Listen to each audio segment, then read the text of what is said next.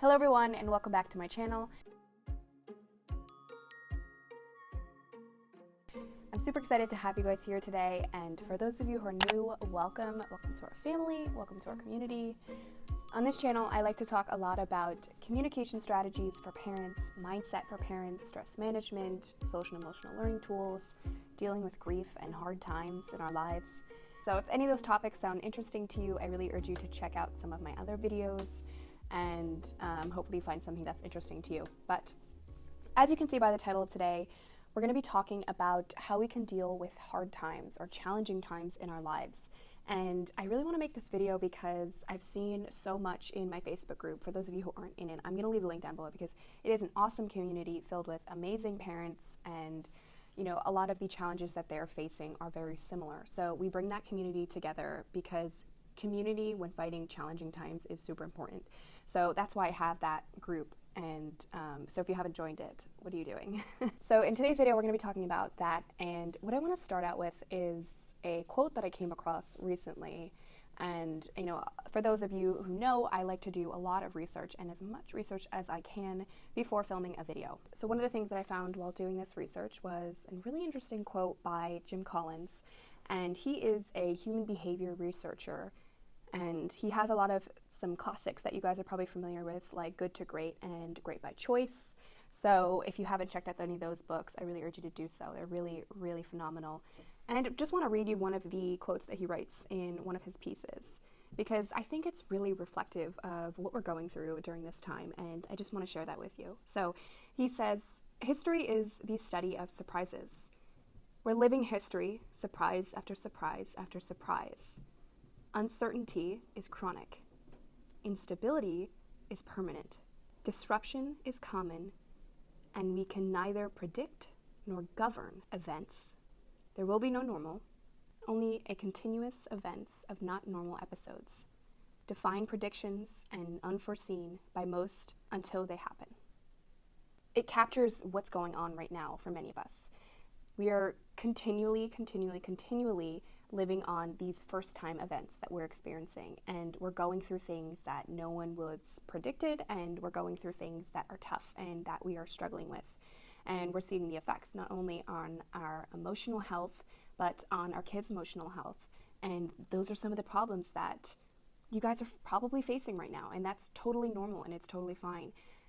But the problem with our society is the way we cope with these situations. We tend to avoid facing these problems and these fears that we have about ourselves and the world around us and what the future holds. So instead of addressing the situation, we run away from it. And in turn, that just affects how we cope, and it affects our stress levels, our happiness, our mood, everything. And those in turn affect our relationships. And this is a concept I've talked about numerous times on this channel and probably in every single video within these past few months. But today I want to talk about some of the things that we can actually do that will improve that mood, improve our emotional health and our overall happiness. And overall, it improves how we take on these new situations. So when we're faced with another challenge in our life, because that's pretty much what's happening today, we're just faced with more and more challenges and it just keeps building up. So when we're faced with a new problem, these are the strategies that you can use so that it won't seem as frustrating and overwhelming for you. So one of the first things I want to talk about is a concept that I probably talked about before, but when we're dealing with a frustrating time or a difficult situation, it's always important to focus on the positive things and cultivate our own unique abilities. So what I mean by that is it's very difficult to try and focus on the positive things when we're so surrounded by negativity in our lives. And that's seen in social media and the news and, blog posts that you're seeing about parents living the perfect life, and you can't even think about how that could be a reality because your reality doesn't look anything like it. So it's also a matter of comparing ourselves. It's also a matter of perspective. So if we're looking at it from a perspective of what new things in my life has this brought that wasn't there before, and if you're constantly looking at it from that angle, you're improving your outlook and your happiness level. The more you focus on something, the more you create. So if you're focusing on those negative things, you'll just keep seeing those negative things. Or if you are focusing on the positive things, you'll see more positive things, and that affects your mood. And your mood affects how you conduct yourself and how you interact with people and how you even interact with yourself, your inner self-critic. All of those things are connected in some way. So if we're focusing on the things that we really love about what's going on, we're just going to see more of it. So the second thing I want to talk about today is letting go. And I'm probably going to spend a good deal of time talking about this concept just because there's so much in it and there's so much I have to say about it. So letting go was something for me that was very difficult. And I think a lot of that came from the fact that when I was for those of you who know my story and the challenges that I faced in my life that I'm now kind of giving you guys advice for, during those challenges that I faced, one of the biggest things that stopped me from moving forward was the fact that I couldn't let go because I had an attachment. An attachment is really an emotional or mental fixation that we have on someone or something. And for me, it was a someone. So for those of you who know my story and my relationship with my mom, which caused me, a great deal of pain throughout the years, but that attachment that I had to her was not serving me, but I didn't want to let it go. And so the real pain came from the fact that I always had my expectations so high, not only for her, but for other people in my life. I had these expectations thinking that people would do something for me or be something for me. And every time that expectation wasn't met, I would suffer. And that's what we allow ourselves to do when we can't let go of things. A major part of the problem is the fact that as a society, we think that sensual pleasure or instant gratification will bring us happiness. But it never does. Because then we move on, we get that new thing that we wanted so badly, and then we think, what's next? And then that gratification goes away and the dissatisfaction comes in, and then we're unhappy again. And we constantly live in this cycle. So happiness isn't really about those novelty items or those things that we think we need or want. It's actually about freedom from suffering. It's freedom from that attachment that we think will bring us happiness. So for me, in order to be happy, I needed to let go of that attachment that I had with her and those expectations I had with her. Again, this is not just applying to someone in your life, it's anything. So if you're constantly comparing yourself to, but this person is doing this right and it looks so effortless for them, or this person seems to not be suffering in this challenging time, but look at me.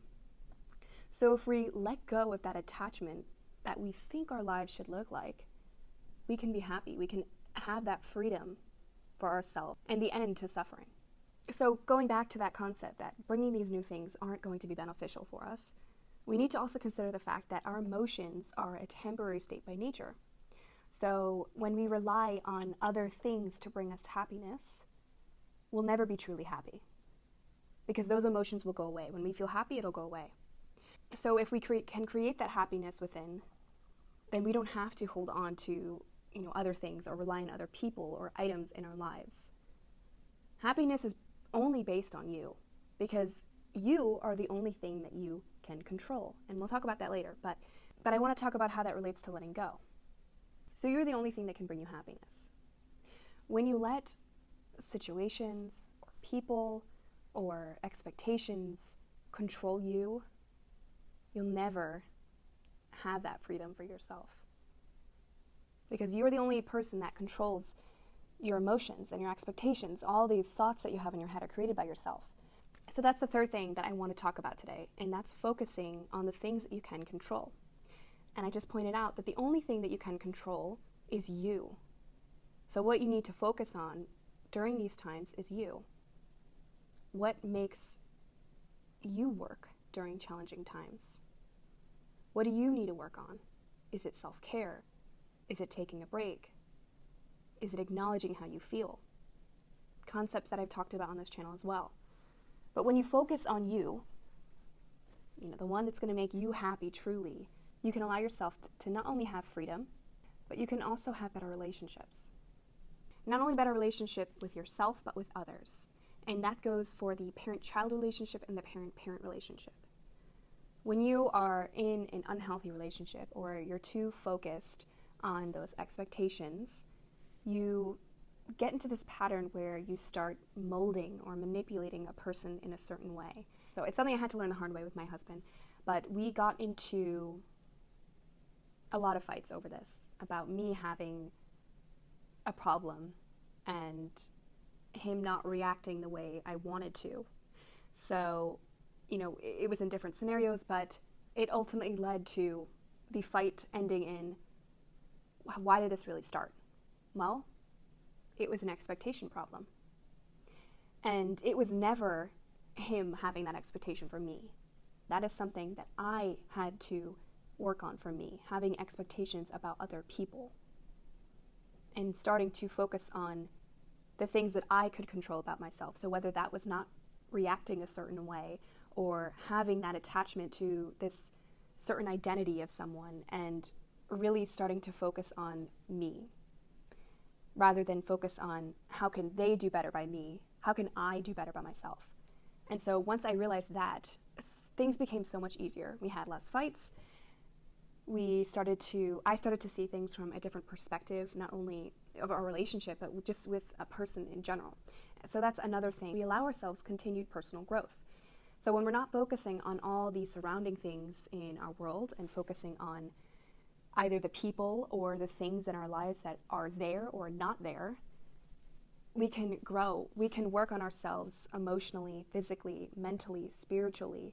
Every single aspect about ourselves becomes more engrossed and more cultivated as we start to focus on the things that we can control and focus on the positive things, which is our own capabilities and uniquenesses. Because if we hold on so deeply to those aspects of suffering, we can't move forward and we can't grow emotionally. And everything that stops us from doing the things we want to is usually ourselves and our own limiting beliefs that we have, our subconscious beliefs. Everything that we think may be true is typically not true. Everything that you think about yourself is never an accurate representation. And that's something that I always try to tell clients, because it's usually us that stops us from moving forward and wanting the things that we truly want. It's because we don't take the mindset that maybe it's us, maybe it's our problem. That is another thing that I had to learn the hard way, because I eventually had to learn, after trial and error of, relationships going badly or expectations being let down, that at the end of the day, the problem was always me in some way, shape, or form. Whether that was an expectation, whether that was a reaction, whether that was a belief that I had about someone that wasn't true, or a belief that I had about myself that wasn't true. And once you realize that, everything becomes so much easier.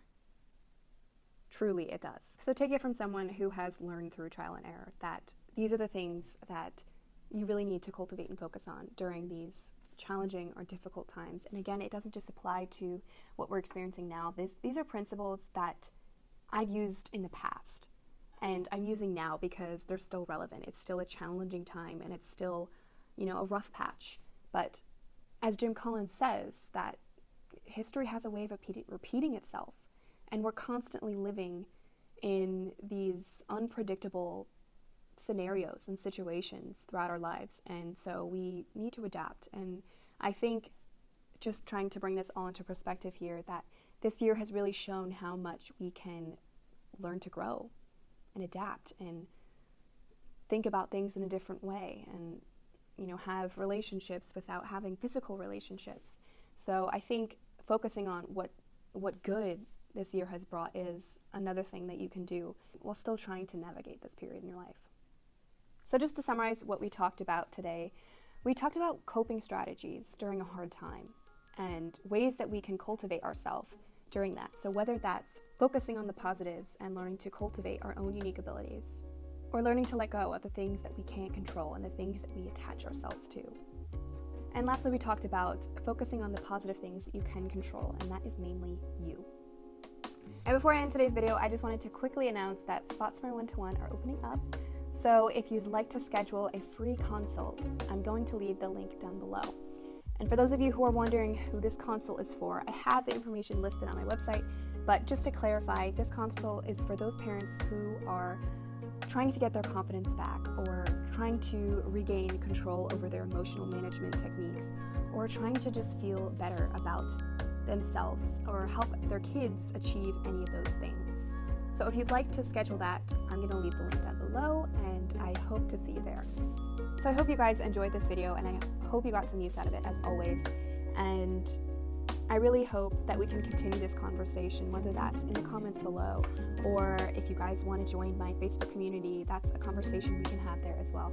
But I really hope that you guys take some of these practices and principles into consideration, and I'm hoping that you guys see the benefits from it. So thank you so much for watching, and I'll see you next week. Bye.